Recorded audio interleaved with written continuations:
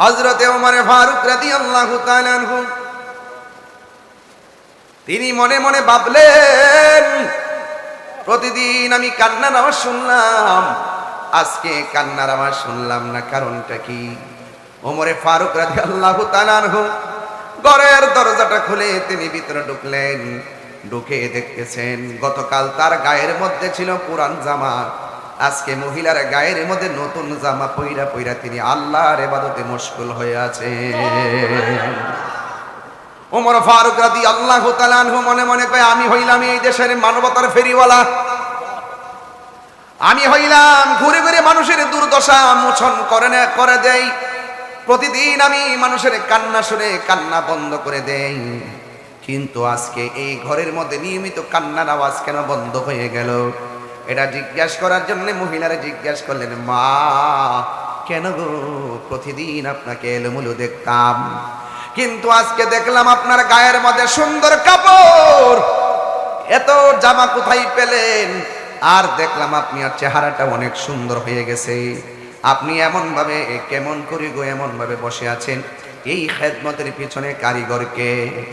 ওই মহিলা ডাক দিয়া কয়, ওমর, এই খেদমত কে করেছে আমি জানি না গো, তবে এতটুকু আমি জানি, একটা মানুষ আইসা আমার করুন কণ্ঠে মা বইলা ডাক দিছে গো, আমাকে ডাক দিয়া বসাইয়া সুন্দর করে আমার পায়খানা প্রস্রাব পরিষ্কার করাইয়া, আমাকে সুন্দর করে খাবার খাওয়াইয়া, সুন্দর জামা কাপড় পরাইয়া তিনি চলে গেলেন। একদিন নয়, 2 দিন নয়, 3 দিন পর্যন্ত তিনি এমন ভাবে আমার ঘরের মধ্যে এসে আমাকে সেবা করে গেছেন। কিন্তু দুর্ভাগ্য হলো আমি তার কণ্ঠের আওয়াজ শুনি নাই, আর আমার চোখ দিয়া দেখি না, আমার সেবা কে করেছেন আমি বলতে পারি না। ওমর রাদিয়াল্লাহু তাআলা আনহু বলেন, আমি বাড়ি বাড়ি ঘুইরা ঘুইরা বাইতুল মাল থেকে খাবার নিয়া ঘরে ঘরে পৌঁছাইয়া দিই।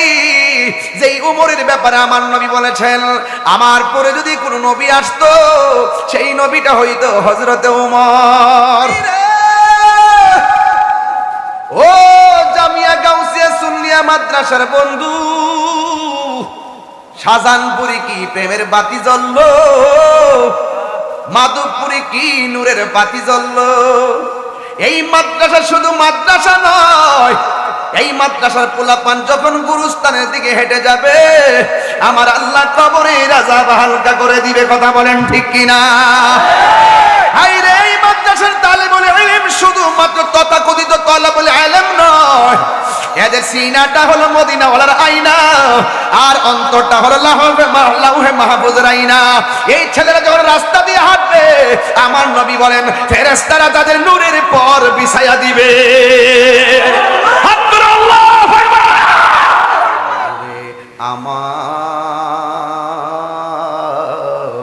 আমার শাহজাহানপুরের বন্ধুরা, ও আমার তেলিয়া পাড়ার বাবা, এবার ওমর রাদিয়াল্লাহু তাআলা আনহু বলেন, কোন এই মহিলাকে কে খেদমত করতে আসলো?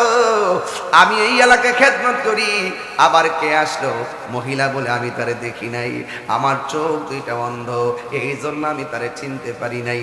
ওমর রাদিয়াল্লাহু তাআলা আনহু বলে, এই মানুষটা কেডারে, আমার দেখা লাগবে। রাতের বেলা ঘরের কোনাহি যাইয়া ওমর ফারুক বসে আছেন, কোন সেই চাঁদ মুখ ঘরের মধ্যে সেবা করতে আসে, চিৎকার মেরে কি আল্লাহু আকবার বলা যাবে না? সবচাইতে বড় সেবা হলো মানব সেবা। কথা বলেন ঠিক কিনা? ইসলামের একটা অর্থ হলো মানবতা। এই ওমর ফারুক রাদিয়াল্লাহু তাআলা আনহু খেদমত করেন, দেখছেন সেই চেতনা আরেকজন সাহাবী চেতনা ধারণ করেন। আজিজ সাহেব মাদ্রাসাকে ধারণা করেন, এই মাদ্রাসার প্রতিও আপনাদের চেতনা জাগ্রত হওয়া লাগবে। সওয়াব শুধু একজনের দরকার নয়, সওয়াব সবার দরকার। আজকে যারা টাকা দিয়েছেন, আপনারাও কিন্তু সওয়াবের ভাগী হয়ে গেছেন। চিৎকার মেরে কি আল্লাহু আকবার বলা যাবে না? ওমর ফারুক রাদিয়াল্লাহু তাআলা আনহু ঘরের কোণার মধ্যে বসে আছেন। ও বন্ধু, এবার তিনি তাকায় দেখতেছেন গভীর রজনীতে মুখটা বাইন্দা একটা মানুষ ঘরের মধ্যে খাবার নিয়ে ঢুকতেছে। সুবহানাল্লাহ কোন না কেন? খাবার খাওয়াইয়া লোকটা সুন্দর করে ঘর থেকে বেরিয়ে যাচ্ছে। ওই মুহূর্তে ওমরে ফারুক রাদিয়াল্লাহু তাআলা আনহু বলেন, কে গো আপনি? কে গো? আমি মানুষের বাড়ি বাড়ি ঘুরে সেবা করি, আপনি দিগো আমার চাইতে আরো অ্যাডভান্স। আপনি কে? আপনার পরিচয়টা বলেন না, আপনার মুখটা খুলেন না, দেখি আপনি কে? ওমর ফারুক রাদিয়াল্লাহু তাআলা আনহু বলেন, এ জগতের মানুষ, আমি যখন বললাম মুখটা খুলেন, মুখটা খোলার পরে আমি দেখলাম তিনি অন্য কেউ নয়, তিনি হলো হযরতে আবু বকর সিদ্দিক রাদিয়াল্লাহু তাআলা আনহু। আর জোরে জোরে কোন আল্লাহ। এই যে মাদ্রাসা, জামিয়া গৌসিয়া সুন্নিয়া মাদ্রাসা এতিমখানা কমপ্লেক্স, আমার স্নেহাস্পদ মৌলানা মিজানুর রহমান আজরি আল কাদরি সাহেব, তিনি যেইভাবে এই প্রতিষ্ঠানটা তৈরি করেছেন, খুব দৃষ্টিনন্দনভাবে তৈরি করেছেন। ইচ্ছে করলে এই টাকা দিয়ে তিনি মাধবপুরে একটা জায়গা কিনতে পারতেন, ঠিক কিনা বলেন? এবং এতদিন ধরে যেইভাবে খরচ করেছেন, বাহিরে মাইকটা একটু বন্ধ করে দেন, যেইভাবে দীর্ঘদিন ধরে যেভাবে মাদ্রাসা চালিয়ে আসছেন, এই টাকা দিয়ে একটা বাড়িও করতে পারতেন। বাহিরে মাইকটা বন্ধ করে, বাহিরে মাইকটা বন্ধ করে দেন। তো আজকের এই প্রোগ্রাম আমরা সময় মতো মাইক ছাড়বো, ছাড়লে আমরা আসর নামাজ পড়বো, যেহেতু আমাদের আলেমরা বেশি। আর সবচেয়ে বড় কথা, যেই টাইমে সকল উলামা একরামরা প্রাণবন্ত আলোচনা করতেন, সেই টাইমে বৃষ্টি হয়েছে। তো আজ জরুরত তাবিহুল মাহজুরা, এই জন্য সময় যখন জরুরত হয়, অসুবিধা হয়, আল মুশাক্কাতু তাজলিবুত তাইসির, কাঠিন্যতার সহজতাকে টেনে আনে। তা আমরা একটু সহজ করে দিব যে আমরা সবাই একসাথে নামাজ পড়বো, কিন্তু বৈরী আবহাওয়ার কারণে আমাদেরকে বিলম্বে হওয়ায় আপনারা অস্থির হবেন না এবং তিক্ত হবেন না। এটা মাদ্রাসার উদ্বোধন, আলহামদুলিল্লাহ বলতেন না? তা আমাদের এখানে অনেক পীর মাশায়েখরা আছেন, উপস্থিত আছেন।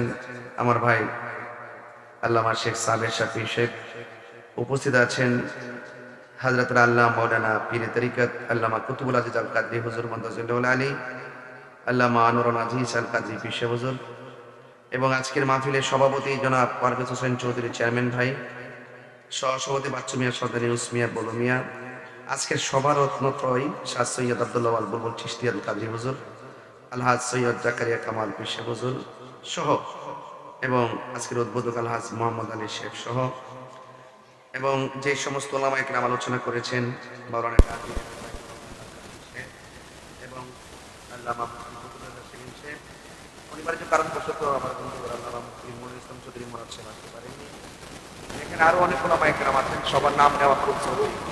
এরপর আমি আপনাদের কাছে আরজ করতে চাই, এই মাদ্রাসাটা হওয়াতে এটা কি রহমত হয়েছে না গজব? আমরা সুন্নিরা সংখ্যা কি কম না বেশি? এই বেশি সংখ্যা হওয়ার পরও আমরা নিয়মিত আমাদের শক্তিকে প্রদর্শন করতে পারি না, একমাত্র মাদ্রাসার অভাবে। কথা বলেন ঠিক না? যদি মাদ্রাসা থাকতো, যে কোনো মুহূর্তে একজন হয়তো 200 লোক নিয়ে মাঠে নেমে যেতে পারতো, ঠিক না বেশি? এই জন্য মাদ্রাসার ব্যাপক না থাকার কারণে আমরা দেখে একটা মহাসমাবেশ দিচ্ছি, একদম জাতীয় চ্যানেলের মাধ্যমে, জাতীয় রিপোর্টার মাধ্যমে কত লক্ষ লোক হয়েছে, 25 লক্ষ লোকের উপরে হয়েছে। মারাবা জোরে বলবেন না? এটা কিন্তু সাধারণ না, অনেক বাধা বিপত্তির মধ্যে। আমাদের টার্গেট ছিল যদি কোনো বাধা না আসতো আমরা কয়েক কোটি লোক কমতাম। কথা বলে ঠিক না? তো এই ঢাকা শহরের যে আয়তন, এই আয়তনে সুন্নি দিয়ে ভরাট করে ফেলা সম্ভব, ঠিক কিনা বলেন? এই জন্য আমরা খানকাতে ছিলাম, খানকায় থেকে আমরা সুন্নিয়তের খেদমত করেছি। এখন আমরা রাজপথে গিয়ে বিশ্ববাসীকে জানান দিব আমাদের অস্তিত্বের কথা। কথা বলেন ঠিক কিনা? যদি আমরা অস্তিত্বের কথা জানান দিতে পারি, তাহলে আমাদের মাজার নিরাপদ থাকবে। এই দেশকে ষড়যন্ত্র করতে পারবে না, ধর্ম নিয়ে কোনো ষড়যন্ত্র করতে পারবে না। তো সর্বসাকল্যে আসনে আসপদ আল্লামা মিজানুর রহমান আদিনী সাহেব গৌসিয়া জামিয়া গৌসিয়া সুন্নিয়া মাদ্রাসা এতিমখানা কমপ্লেক্স খুব সুন্দর করে তিনি প্রস্তুত করেছেন। শুধু বিল্ডিং হলে চলবে নাকি, আপনাদের সন্তান দিতে হবে। তো দয়া করে কোনো হিংসা বিদ্বেষ না রেখে আল্লাহর ওয়াস্তে আপনার সন্তানটাকে মাদ্রাসায় দিবেন। আমাদের পিসা বুজুর্গরা ততক্ষণই বলছিলেন যে আমরা থাকবো না, আপনাদের ছেলেরা আলেম হোক। কথা সঠিক কিনা বলেন? এখানে আপনাদের সন্তানগুলোকে সুন্দর করে এখানে পড়াবেন, কারণ আপনি এখানে এমন একটা শিক্ষা, এখানে আরবি, ইংলিশ, বাংলা সবই তো পারবে। অনর্থক প্রাইমারিতে পড়াবেন, পড়ান, কিন্তু আপনার সন্তান যদি 2টা থেকে একটা প্রাইমারিতে দেন, জেনারেলে পড়ান আর একটা মাদ্রাসায় পড়ান, ঠিক কিনা? আমি কোনো শিক্ষার বিরুদ্ধে না, তবে সবার আগে হলো ধর্ম শিক্ষা। কথা বলেন ঠিক কিনা? এই ধর্মীয় চেতনা যদি আপনার হৃদয়ে লালন না থাকে, আকীদা যদি ঠিক না থাকে, আপনি যদি কোরআন পড়তে না পারেন, আপনি যদি দিন ধর্ম না বুঝতে পারেন, তাইলে আপনার জীবনটা বৃথা। এই জন্য আমি আপনাদেরকে বলবো, এই মাদ্রাসায় সুন্দর করে আপনার সন্তানগুলোকে নতুন নতুন অবস্থায় ভর্তি করাবেন, ইনশাআল্লাহ। না কেন? তো এই জন্য আজকের এই জামিয়া গৌসিয়া সুন্নিয়া মাদ্রাসা শাহজাহানপুর উচ্চ বিদ্যালয় সংলগ্ন, মাঠ সংলগ্ন এই মাদ্রাসার জন্য আল্লাহ পাক কবুল করে, বলুন আমিন। তো এই মাদ্রাসার জন্য আপনারা অনেকে শুনেছি টাকা দিয়েছেন, পয়সা দিয়েছেন, অনেক খেদমত করেছেন। একটা মাদ্রাসাকে শুধুমাত্র বিল্ডিং তোলার খরচ দিলেই চলে নাকি আরো খরচ লাগে? তাহলে আপনারা যখন ঈদ আসবে, কোরবানি আসবে, অথবা আপনাকে আল্লাহ তাওফিক দিয়েছেন, যাকাত দেন আপনারা, এই যাকাতের অর্থ অন্ততপক্ষে আপনার আত্মীয় স্বজনকে তো দিবেন, পাশাপাশি মাদ্রাসার জন্য একটা অংশ বরাদ্দ রাখবেন। এবার কোরবানি করবেন না আপনারা? কোরবানি করলে আপনার গোশতটা 3 ভাগ করেন না? 3 ভাগ করে এক ভাগ নিতে রাখেন, আর এক ভাগ আত্মীয় স্বজনকে দেন, আরেক ভাগ এতিম মিসকিনকে দেন না? তো এই মাদ্রাসার পোলাপানগুলোকে আপনার পরশ হিসাবে, প্রতিবেশী হিসাবে অন্তত 3 ভাগের 1 ভাগটাকে 3 ভাগ করে অন্তত একটা ভাগ এই মাদ্রাসার ছাত্রদের জন্য দিয়ে দিন। এটা আমরা সংরক্ষণ করে আমাদের ছেলেকে খাওয়াতে পারবো। এই বিষয়গুলো কিন্তু এড়িয়ে দূরে ফেলে দিবেন, এগুলো ধারণ করবেন। আপনারা যাকাতের টাকা যে ভাগ করেন, কিছু অংশ মাদ্রাসার জন্য বরাদ্দ করবেন, দান করেন। এই তলাবুল ইলমদের জন্য আপনারা এটা বরাদ্দ করবেন। মারহাবা জোরে কোন না কেন? এটা তাদের হক, এটা তাদের প্রাপ্য নাকি হুজুর? এটা তাদের প্রাপ্য, এটা আপনাকে প্রাপ্য রক্ষা করতে হবে। এই জন্য আল্লাহর হস্তে এই ছাত্র যখন ভর্তি হবে, যদি হোস্টেল হবে, হোস্টেল আবাসিক হবে, অনাবাসিক হবে, তো হ্যাঁ, আপনারা যারা ছাত্ররা যারা হবে, আপনারা অন্তত লজিং না রাখেন বা রাখেন, আপনারা এই মাদ্রাসায় যখনই যেটা সুযোগ পান আপনারা দান করবেন, ঠিক আছে? ইনশাল্লাহ আপনার এলাকার ছেলেরা এখানে পড়তে পারবে, এবং দূরের যারা আছেন তারাও এখানে অত্যন্ত মনোরম পরিবেশে এখানে পড়তে পারবেন। এবং সিসি ক্যামেরা নিয়ন্ত্রিত একটি প্রতিষ্ঠান, এবং অত্যন্ত নাইট গার্ডের মাধ্যমে প্রতিষ্ঠান, এবং অত্যন্ত অভিজ্ঞ শিক্ষক মন্ডলী দিয়ে প্রতিষ্ঠান। এই সন্তান থেকে শুধুমাত্র যে কোরআন মুখস্থ করবে এটা না, কোরআন তো অনেকে মুখস্থ করে, কিন্তু ভিতরে শয়তানি। কথা কন ঠিক কিনা? কিছু কিছু মানুষ আছে কোরআন পড়বে ঠিকই, কিন্তু কণ্ঠের নিচে যাবে না। কণ্ঠের নিচে সিনার মধ্যে ওই কোরআনটাই যাবে যে সিনার মধ্যে মোস্তফার মহব্বত থাকে। এই জন্য এই মাদ্রাসা শুধু কোরআন শিক্ষা দিবে না, কোরআন শিক্ষার পাশাপাশি আধুনিক শিক্ষা দিবে, আধুনিক শিক্ষার পাশাপাশি আপনাকে নৈতিক শিক্ষা দেওয়া হবে, নৈতিক শিক্ষার পাশাপাশি আপনাকে ইমান আকীদা মজবুত করে যেন আপনার সন্তানটা সারা বিশ্বে ইমান আকীদার কথাগুলো হুসাইনি চেতনায় ছড়িয়ে দিতে পারে, সেই শিক্ষা দেওয়া হবে। মারহাবা বলেন।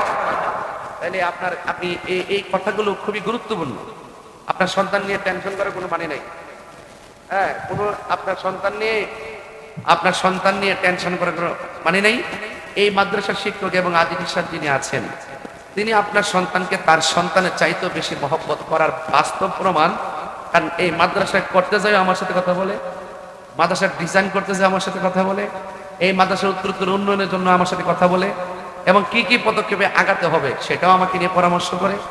এবং তার চেতনার ভিতরে শুধু একটাই, তার স্বপ্ন হলো মাদ্রাসা, যে আমি চলে যাব অন্ততপক্ষে যেন এই একটা সুন্নতের নিদর্শনী এলাকায় থাকে। কথা কোন ঠিক কিনা? তো উনি টাকা সবকিছু দিয়ে আপনাদের এলাকাকে আলোকিত করলো, তো আপনাদের উচিত কি? আপনাদের সন্তান দিয়ে এই মাদ্রাসাটাকে আলোকিত করবে, ঠিক কিনা? আমি যত বড় হুজুরি হই, আল্লামা কুতুব আজিজ সাহেব যত বড় হুজুরি হোক, শ্রোতা নাই, হুজুরের দাম আছে। মসজিদের সৌন্দর্য মুসল্লি, ওয়াদের সৌন্দর্য শ্রোতা, মাদ্রাসার সৌন্দর্য হলো ছাত্র, ঠিক না বেঠিক? তো এই জন্য আল্লাহর ওয়াস্তে এখন থেকে নিয়ত করবেন, আজকে মরুক উন্মোচন হবে, ভর্তি কয় থেকে শুরু হবে? উদ্বোধনের পরে থেকে ইনশাল্লাহ ভর্তি শুরু হবে। আপনারা সবাই ছাত্র ভর্তি করবেন ইনশাল্লাহ। তো কোরআনে হাফেজ বানাইলে আপনার সন্তান যেমন কোরআনটা শুদ্ধ করে পড়লে মৃত্যুর আগ পর্যন্ত আপনার সন্তান কিন্তু নামাজ পড়বে। নামাজের মধ্যে কোরআন সহিহ শুদ্ধ দরকার আছে না নাই? ওই ব্যক্তিরা উত্তম যে ব্যক্তি নিজে কোরআন শিখে এবং অন্যকে শিক্ষা দেয়। কবরে যাওয়ার পরে 2টা আলো আপনার কবরে ঢুকবে, একটা আলো ডান পাশে থাকবে আর একটা আলো বাম পাশে থাকবে। আর আপনার 2 পাশে যখন 2টা আলো থাকবে, মাঝখানে সিনার মধ্যে আপনার ঈমান থাকবে। কথা বলেন না কেন? সিনার মধ্যে ঈমান থাকবে। তো ডান পাশের আলোকে জিজ্ঞেস করবেন তুমি কোথায় থেকে এসেছো। ডান পাশের আলো বলবে আমাকে চিনো না, আমি হলাম তোমার দুনিয়ার নেক আমল। বাম পাশের আলোকে জিজ্ঞেস করা হবে তুমি কোথায় থেকে এসেছো, ওই আলোটা বলবে তুমি আমাকে চিনো না, আমি হলাম তোমার দুনিয়ার কোরআন তেলাওয়াত। তাহলে এই কোরআন কবরে কথা বলবে, ঠিক না বেঠি? নেক আমল কবরে কথা বলবে, ঈমান কথা বলবে। কবরের মাটি আপনাকে চাপা দিয়ে মাটির সঙ্গে মিশিয়ে ফেলবে, আবার কবরের মাটি আপনাকে সালাম করবে, কবর মাটি আপনার সাথে ভালো আচরণ করবে। এই জন্য কবরকে যদি আলোকিত করতে চান, আপনার নৈতিক শিক্ষা, আধ্যাত্মিক শিক্ষা এবং ইহকাল পরকালে আল্লাহ এবং রাসূলকে সন্তুষ্টি করা যে পথ এবং মত, এই মত সব মাদ্রাসায় পাওয়া যায় না। আহলুস সুন্নাত ওয়াল জামাতের প্রতিষ্ঠানে শুধুমাত্র লেখাপড়াই করা হয় না, এই জাগতিক শিক্ষার পাশাপাশি আধ্যাত্মিক শিক্ষা দেওয়া হয়। যেরকম না মারহাবা। তো এই জন্য আপনাদের কাছে আমার অনুরোধ থাকবে, আমরা আধ্যাত্মিক শিক্ষা চাই, আধ্যাত্মিক শিক্ষা চাই। এই মাদ্রাসায় পড়লে মানুষ মানবিক হবে, এই মাদ্রাসা ছাত্ররা পড়লে এলাকায় এলাকায় ঘুরে ঘুরে আপনার পাশে দাঁড়াবে। যেমন আমরা দেখেন এই যে আমাদের দরবার শরীফে যে পীর মাশায়েখরা আছেন, সুনামগঞ্জ থেকে শুরু করে চিটাগাং পর্যন্ত, নাকি সাবির ভাই, যখন কোনো বন্যা হয়, কোনো অসুবিধা হয়, করোনা হয়, দেখবেন আমরা কিন্তু সব জায়গায় ছুটে যাই। তার মানে এই প্রতিষ্ঠানে আমরা যারা মাদ্রাসায় পড়াশোনা করছি, আমাদের লেখাপড়ার সিলেবাসে এই আধুনিক শিক্ষা, জাগতিক শিক্ষার পাশাপাশি মানবিক শিক্ষা দেওয়া হয়। কথা বলেন ঠিক কিনা? এই শিক্ষার আলোকে সন্তান তার মা বাবার সাথে ভালো আচরণ করবে, যে শিক্ষার আলোকে সন্তান তার প্রতিবেশীর সাথে ভালো আচরণ করবে, যে শিক্ষার মাধ্যমে সন্তান দেশ এবং দেশের খেদমত করবে, তাহলে আমরা সেই শিক্ষাটা চাই কি চাই না? দেখেন তো, হালকা একটা নোটিশের মাধ্যমে কতগুলো আলেম এসে বসছে। এখানে যে আলেমরা বসা আছে, জাকির সাহেব কি বলেন, যে আলেমরা এখানে বসা আছে, এই আলেমরা তো প্রতিদিন বিভিন্ন মাহফিলে প্রধান অতিথির দায়িত্ব বাস করে। কথা কন ঠিক কিনা? একটা মাদ্রাসার উসিলায় কতগুলো আলেম এসে বসছে। তাহলে আপনারা বিশ্বাস করতে পারেন, এই প্রতিষ্ঠানটা যেহেতু হয়ে গেছে, এই এলাকায় অনেক আলেমের পদচারণা হবে। এই মাদ্রাসা হবে আমাদের আলেমদের রেস্ট হাউস। সিলেট বিভাগে অনেকে মাহফিল করতে আসছে চট্টগ্রাম থেকে, এখন কোথাও থাকতে পারে না, হঠাৎ করে রাস্তাঘাটে নিরাপদ নাই। এই মাদ্রাসা হয়ে যাবে আমাদের উলামায়ে কেরামদের, দূর দূরান্তের আলেমদের জন্য একটা রেস্ট হাউস। কথা বলেন ঠিক কিনা? সবকিছু মিলে এটা কি নিয়ামত না কিয়ামত? তা আল্লাহর ওয়াস্তে আপনার এই মাদ্রাসার মধ্যে সদয় দৃষ্টি রাখবেন। আর মাদ্রাসার প্রোগ্রাম তো এখন কি নিয়ে আলোচনা করবো এটা আমি বুঝতেছি না, এরপর আমি যতটুকু পারার করতেছি, বোঝানোর জন্য চেষ্টা করতেছি। তো আপনারা এই প্রতিষ্ঠানটার ভিতরে আজকে যদি তুমি মাইন্ড করো না, একটা কাজ করি, মানে তুমি তো অনেক টাকায় দিছো, এখন আমি একটু দেখি যে আপনারা এখানে যারা আসছেন অন্তত 2 টাকা, যে আমাদের জাকির সাহেব, আমি একটা ব্যানার বানাইছি আমার সংগঠনের পক্ষ থেকে, এটা প্রতিবাদ হবে একটু পরে। তো আমাদের একজন সেনা কর্মী, মাঠ পর্যায়ে খুব ভালো একজন সেনা নেতা, তাকে কিন্তু আজকে মিথ্যা অপবাদ দিয়ে মব সৃষ্টি করে, মানে আইন হাতে তুলে নিয়ে তারা মারধর করে থানায় সুপর্দ করে, থানাওয়ালা তাকে চিকিৎসা না করে জেলে প্রেরণ করে, থানায় অনেকক্ষণ মধ্যে তাকে রাখে, সেখানে তার মৃত্যু হয়। আমি মনে করি সেটা তার মৃত্যুর পেছনে একটা দুর্বিসন্ধি ষড়যন্ত্র রয়েছে। এই ষড়যন্ত্রের প্রতিবাদে আমরা একটা মানববন্ধন করবো এলাকা থেকে। শুধুমাত্র বাধা হবে যেখানে লড়াই, সেখানে হবে। আমি ঘরের মধ্যে বলেছি, যদি আপনার গায়ের মধ্যে কাজ করি, ব্যথাটা আপনার গায়ে যদি লাগে, আপনি মানুষ। আর আরেকটা মুসলমান ভাইকে, সুন্নি ভাইকে যখন আঘাত করবে, যখন আপনার গায়ে ব্যথা লাগবে, তখন আপনি হবেন প্রকৃত মানুষ। কথা বলেন ঠিক কিনা? মানুষ সবাই, কিন্তু আসল মানুষ কয়জন হতে পারে? কথা বলেন ঠিক কিনা বলেন? এজন্য আমি পীর মাশায়েখদেরকে বলছি যে আমার সংগঠনের পক্ষ থেকে আমি ইমার্জেন্সি একটা ব্যানার বানিয়ে নিয়ে আসছি, আমরা সবাই এলাকা থেকে প্রতিবাদটা করবো। রাজি আছেন সবাই? সবাই রাজি আছেন ইনশাল্লাহ? কেউ যাবেন না। তবে এতটুকু বলি, এই মাদ্রাসার জন্য আমি একটু চাই যে, আমরা চাই যে 2 টাকা হোক, মানে 2 টাকা হোক, এটা হলো আমার একটা থিওরি, যে মাদ্রাসা যদি হয়েছে আপনার এলাকাবাসী কেমন খুশি। পকেটে যদি 1000 টাকা থাকে, এই মাদ্রাসার জন্য আপনার দিয়ে দেন। দেখি আসেন একটা লোক আসেন যে, হুজুর আমি এই মাদ্রাসা আগে আমি দিয়ে উঠতে পারি,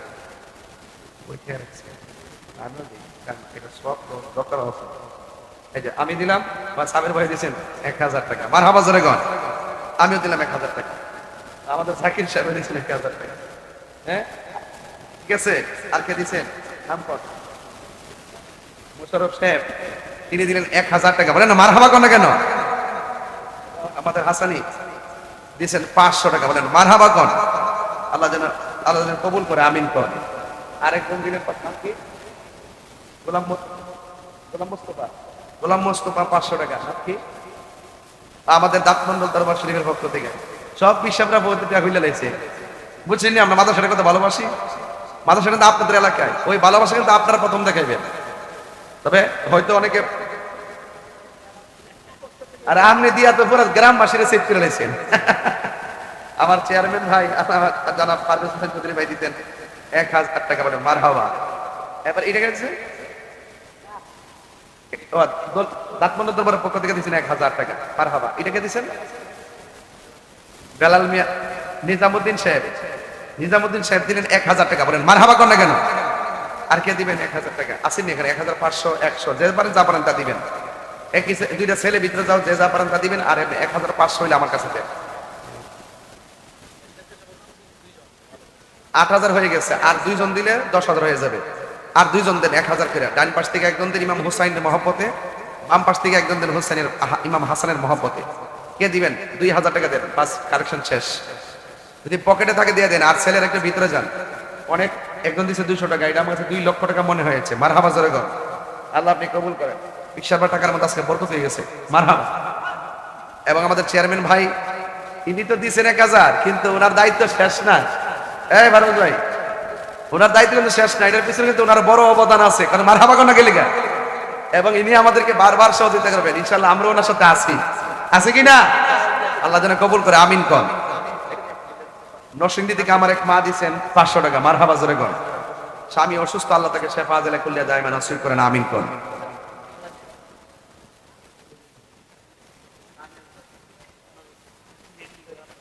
এখানে 8500 হয়েছে, আর 1500 টাকা হইলে আমার 10,000 মিল হবে।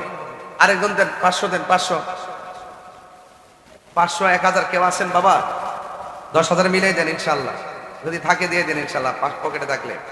আল্লাহ যেন কবুল করে, বলেন আমিন। না নামাজ শেষ হয়ে আচ্ছা দিন ভাইরা আমার।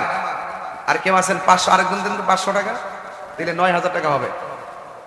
আর সবাই দেন, যে যা পারেন তাদের। আর মা বোনদের প্যান্ডেলে যান, মা বোনদের প্যান্ডেলে আল্লাহ যেন সবাইকে দেওয়ার তৌফিক দান করে, আমিন।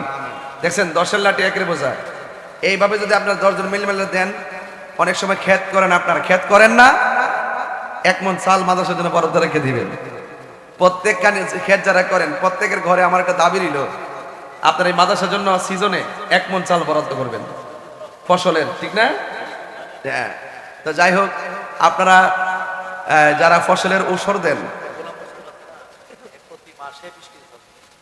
গোলাম মোস্তফা প্রতি মাসে 20 কেজি চাল দিবেন, আদমন। আল্লাহ যেন কবুল করে, আমিন কোন। দেখছেন এইভাবে আপনার একটা অন্তত পক্ষে চাউল বরাদ্দ করবেন ইনশাল্লাহ, যে প্রতি বছর আমার ক্ষেত থেকে 1 মণ চাউল আমি মাদ্রাসা দিব। দেখবেন আমার ছেলেগুলো ইনশাল্লাহ সুন্দর করে খেতে পারবে। চাউল একটা বিশাল অ্যামাউন্ট প্রতি মাসে দিবে। হ্যাঁ বুঝতে পারছি, আল্লাহ যেন কবুল করে, আমিন। যাই হোক, আমার এখানে প্রায় 9,500 টাকা আসছে। আরো মনে হয় টুকিটাকি টাকা মিললে হয়তো বা 10,000 টাকা হবে। মা বোনদের প্যান্ডেলে যান, সবাই দিয়ে দিবেন। আর আমি যতক্ষণ কথা বলছি মাদ্রাসার কল্যাণে কথা বলছি। দান করবেন, মানুষের উপকার করবেন। সাহাবায়ে কেরাম, এই বাবা সাহাবায়ে কেরাম মানবতার কাজ করতেন, মানুষের সেবা করতেন। এই সেবা আমরা চাই কি চাই না? আরো বড় করে চাই কি চাই না?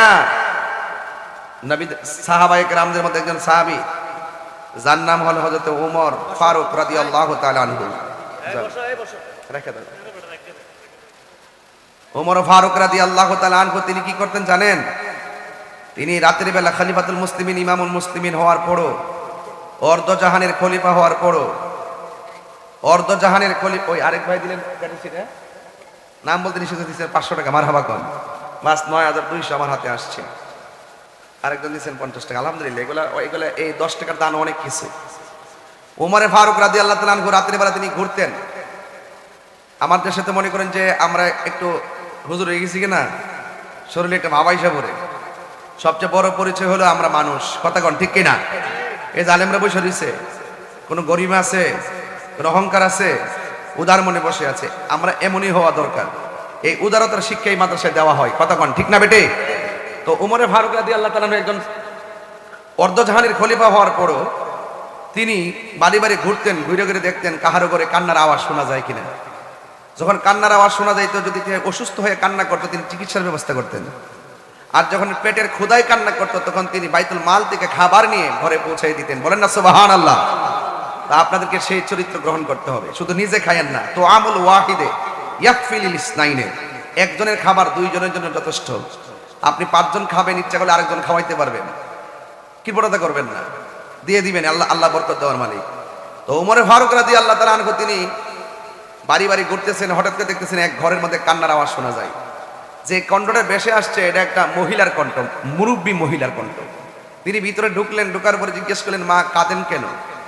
আমার কেউ নাই, আমার কেউ নাই, শুধুমাত্র আমি পড়ে থেকে বিছানার মধ্যে পায়খানা প্রস্রাব করি, আমাকে দেখার মতো কেউ নাই। ওমরে ফারুক রাদিয়াল্লাহু তাআলা আনহু তিনি নিজে এই মহিলাকে এই পায়খানা প্রস্রাব পরিষ্কার করাইয়া সুন্দর করে বাইতুল মাল থেকে খাবার এনে তার ঘরে পৌঁছে দিয়েছেন। তিনি যখন পরের দিন গেলেন, পরের দিনে তিনি খাবার পৌঁছালেন। এর পরের দিন যাওয়ার পরে দেখতেছেন মহিলার নিয়মিত যেভাবে কান্না করে, এই কান্নার আওয়াজ আর শোনা যায় না।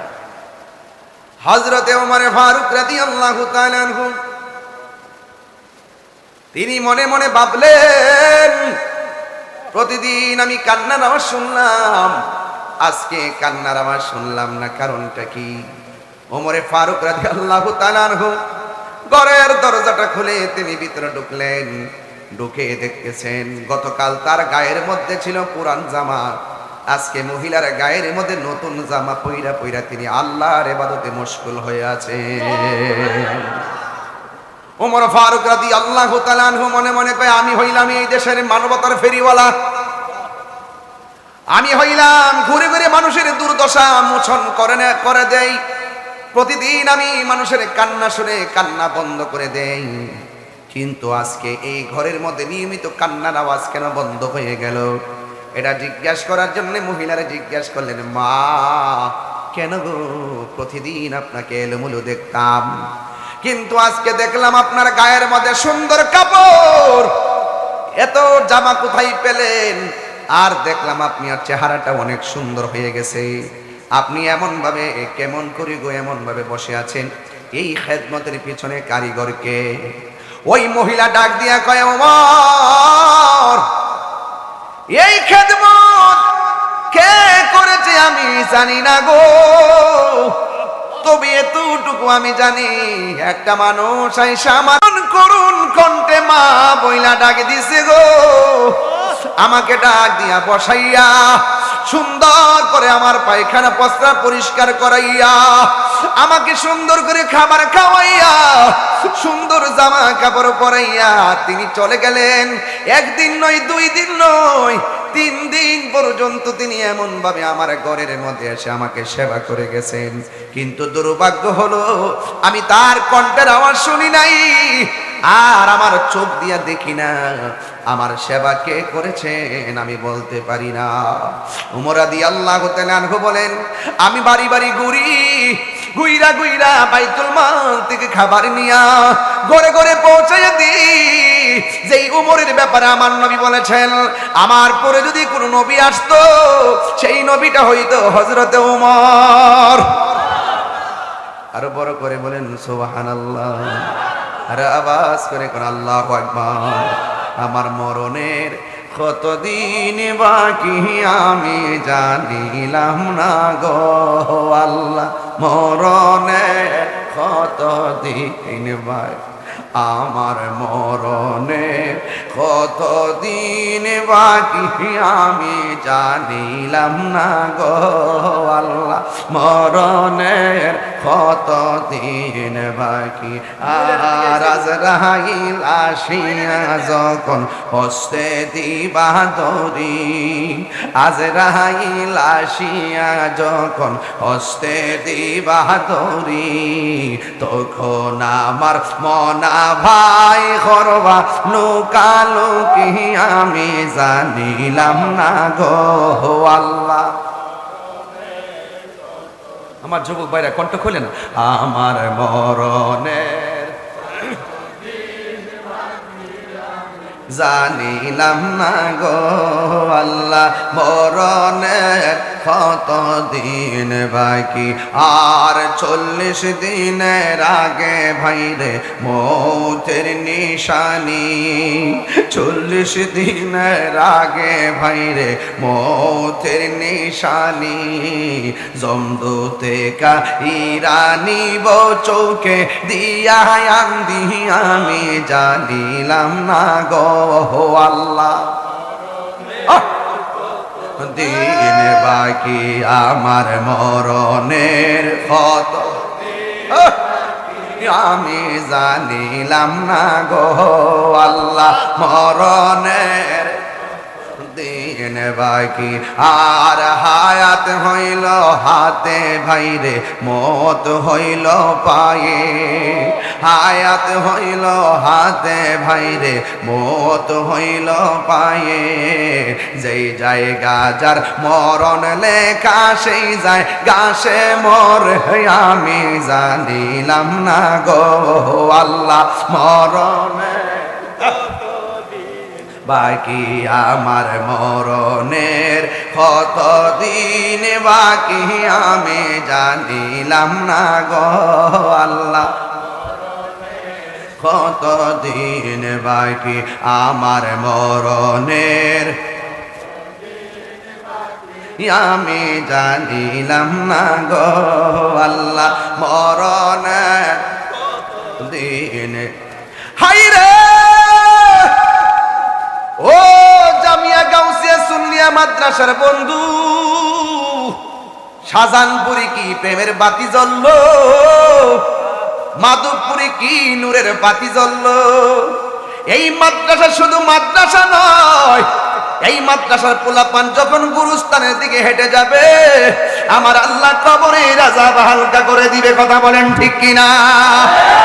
হায়রে এই মাদ্রাসার তালিবুল ইলম শুধু মাত্র তথাকথিত তালিবুল ইলম নয়, এদের সিনাটা হলো মদিনা ওয়ালার আয়না, আর অন্তরটা হলো লাউহে মাহফুজের আয়না। এই ছেলেরা যখন রাস্তা দিয়ে হাঁটবে আমার নবী বলেন ফেরেশতারা তাদের নূরের পর বিছায়া দিবে।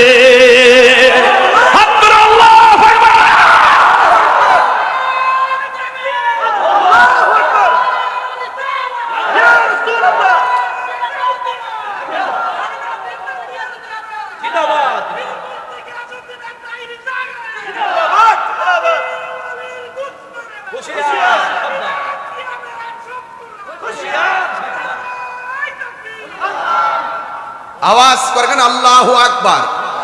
ইয়া রাসূলুল্লাহ বলেন এই জন্য যুবক সাহাবায়ে কেরামের কথা কেন তুললাম? সাহাবায়ে কেরাম হলো সত্যের মাপকাঠি। জোরে কোন ঠিক কিনা?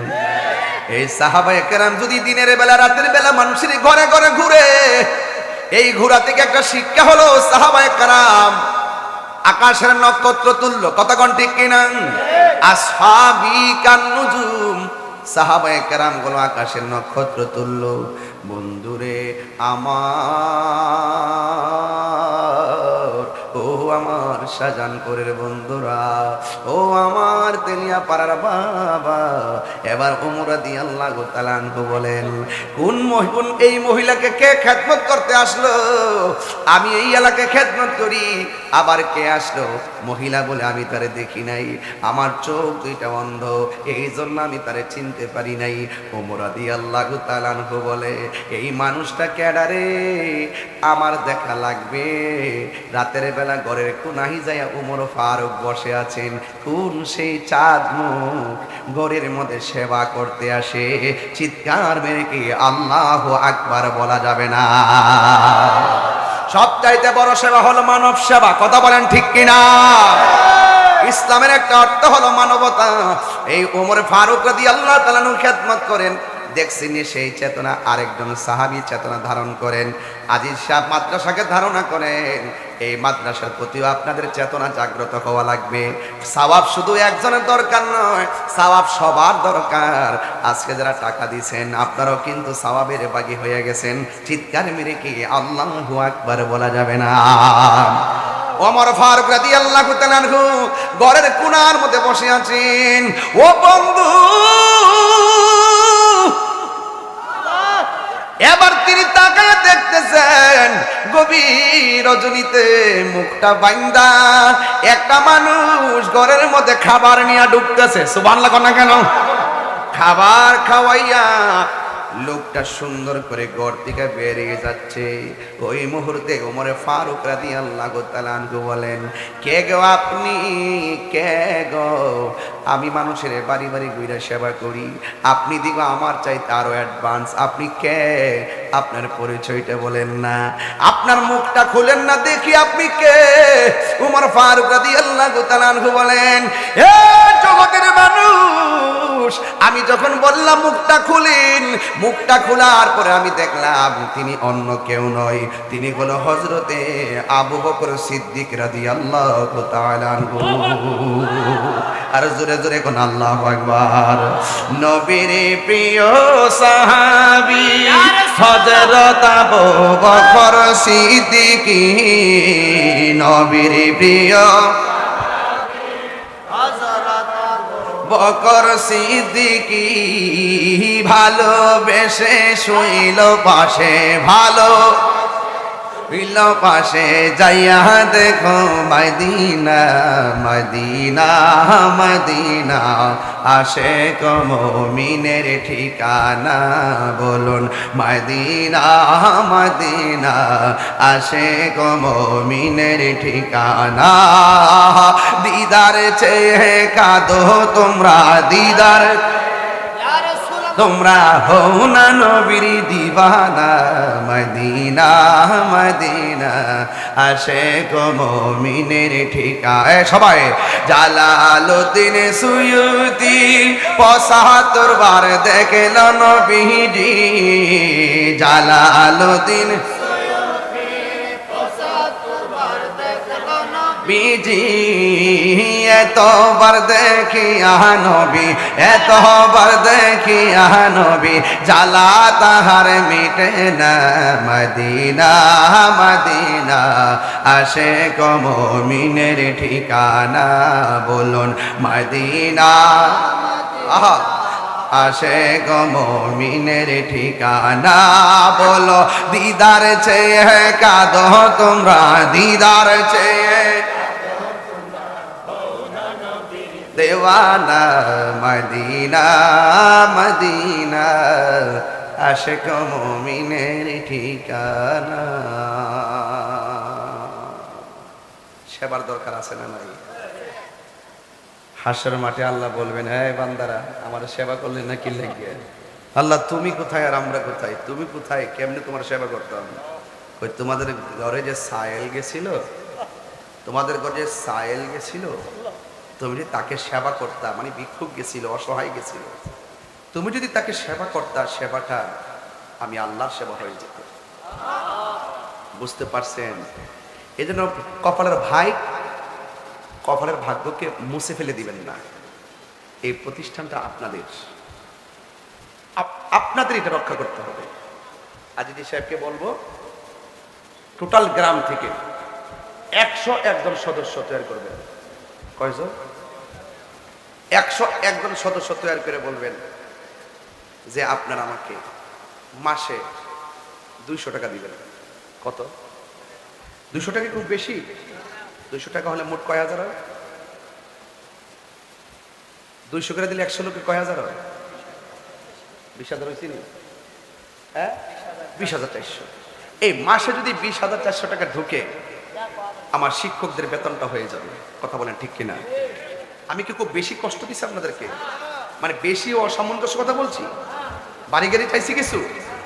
আরে বাবা 200 টাকা চাইছি। আপনার শিক্ষকদের বেতন হয়ে যাবে, তখন আর আমাদের ব্যক্তিগতভাবে প্যারা থাকবে না।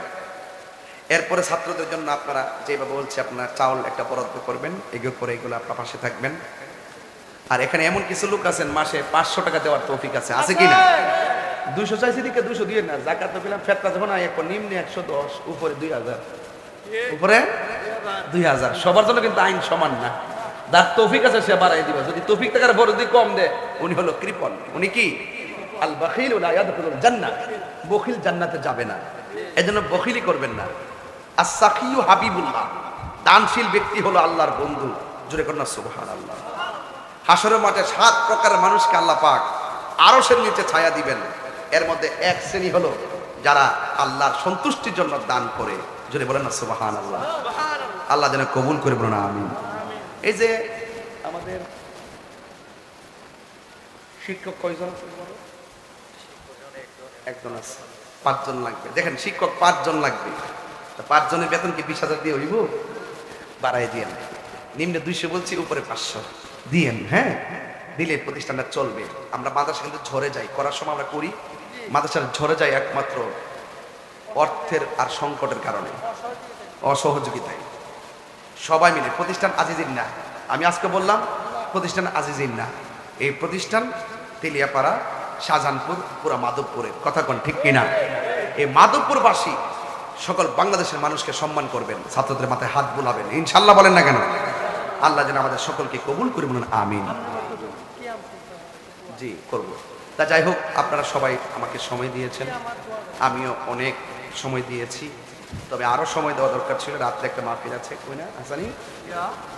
গিলাতুলি। রাত্রে আমার একটা মাহফিল আছে গিলাতুলিতে, আপনাদের সকলকে দাওয়াত করছি।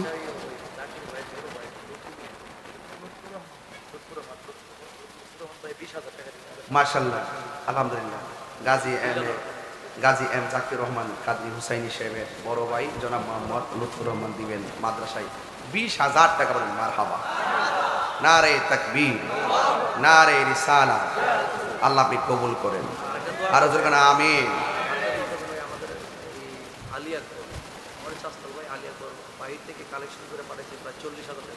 আচ্ছা, আজিজের একজন ভাই বাহিরের প্রবাসীদের কাছ থেকে কালেকশন করে টাইলসের জন্য পাঠাইছেন, আলী আকবর সাহেব তিনি পাঠাইছেন 40,000 টাকা। বলেন মারহাবা।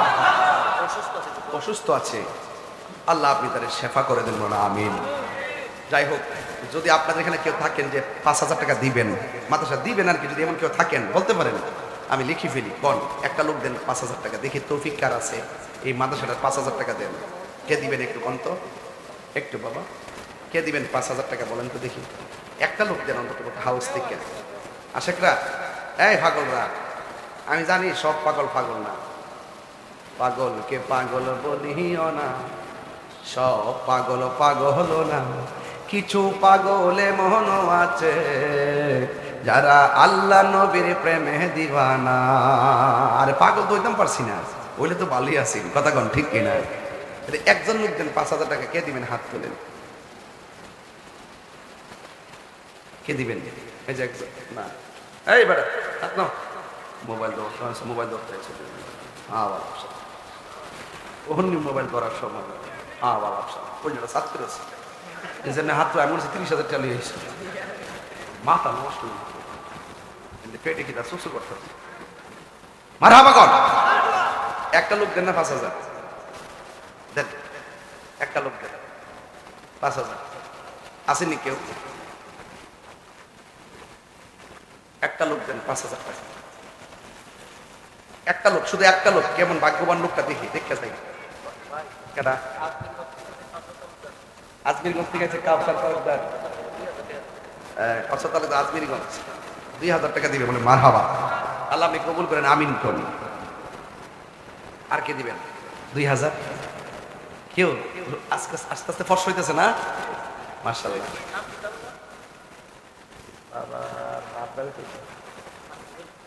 আমরা কিটা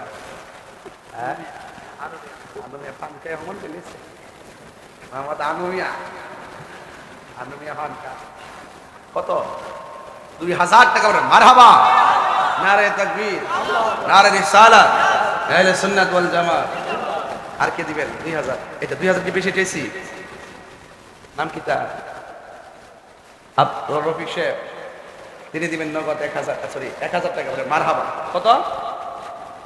2-3 দিন ভিতরে, 2 আর 3 5 দিন দিলেন, অসুবিধা নেই। আল্লাহ কবুল করুক, আমিন কর। 5 দিন দিছি বাবা। আরেকজন দেন। কত? হ্যাঁ আমি দিতেছি, 12,000 টাকা। 1 2 3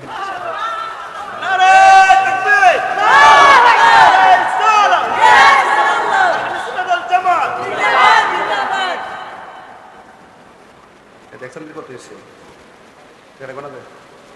ঈদে মিলাদুন নবীর মহব্বতে, ঈদে মিলাদুন নবীর মহব্বতে আদিল সাহেব আরো কিছু 2000 টাকা ধরেন। মারহাবা, নারে তাকবীর, নারে রিসালাত। ঈদে মিলাদুন নবীর মহব্বতে তাহির হুজুর দিছে 12000 টাকা। দেখছেন কোন আওয়াজ? নারে তাকবীর, নারে রিসালাত। ভাইয়ের হায়াতের মধ্যে বরকত রাখে, সবাই বলি আমিন। সাবির ভাই দিছে 2000 টাকা। মারহাবা কোন গেলে লাগে? আল্লাহ কবুল করুক, আমিন কোন? নারে তাকবীর, নারে রিসালাত। আল্লাহ আপনি কবুল করেন, আমিন কোন? বড় বেশি না থাকলে আবার দাঁড়াইলে বড় বেশি তো 12 শরীফের মহব্বত দিছি তো হইছিনি? হইছে? বুঝলে? আল্লাহ কবুল করুক, আমিন। যাক ভাইরা আমার, আপনারা সবাই মাদ্রাসার প্রতি খেয়াল রাখেন, আমরাও খেয়াল রাখি। আমি সুন্নতের জন্য আমি প্রতিষ্ঠানের কোনো বিকল্প নেই আল্লাহর রাস্তে। এখন পরিষ্কার কথা, ওই যে আপনার দরবারে মাদ্রাসা আছে না? প্রত্যেক দরবারে দরবারে একটা মাদ্রাসা লাগবে, কথা কোন ঠিক না বেটি? এটা শর্ত দিছি এখন নতুন করে, প্রত্যেক দরবারে একটা মাদ্রাসা লাগবে। আলহামদুলিল্লাহ কর। ওই তো নি এই মাদ্রাসা কি আজিদের একলা নাকি সবার? আল্লাহর রাস্তে মুক্তা করেন না, জানে মালিক করেন। এটা যাতে ফাই সামনে আইলে যাতে ফাইডে নিয়ত করে রাখবেন, আমি বছরে এই প্রতিষ্ঠানে 5000 টাকা দিব, নিয়ত করে মাহফিলে আইসেন। আল্লাহ যেন আপনাদের উসিলায় এই প্রতিষ্ঠানটা সারা বাংলাদেশে যেন প্রচার হয়, কথা কোন ঠিক কিনা? একটা মহিলা দিছে 100 টাকা। মারহাবা। আসেন দারে নবীর সালাম দে ইয়া নবী। সবাই মিছিল করে